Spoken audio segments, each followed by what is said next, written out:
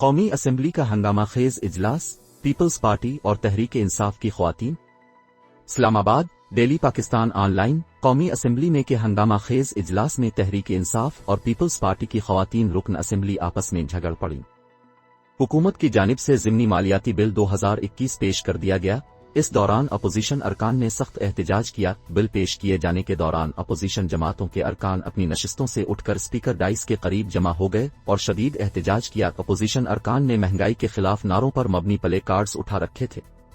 اسی ہنگامہ آرائی کے دوران قومی اسمبلی میں پیپلز پارٹی کی خاتون رکن قومی اسمبلی شگفتہ جمانی نے حکومتی جماعت تحریک انصاف کی رکن غزالہ سیفی کو تھپڑ دے مارا۔ واقعے کے بعد تحریک انصاف کے رکن قومی اسمبلی غزالہ سیفی ایوان سے باہر آ گئیں اور اس دوران انہوں نے جیو نیوز سے گفتگو میں بتایا کہ میرا ہاتھ مروڑا گیا ہے، انگلی فریکچر ہو گئی ہے۔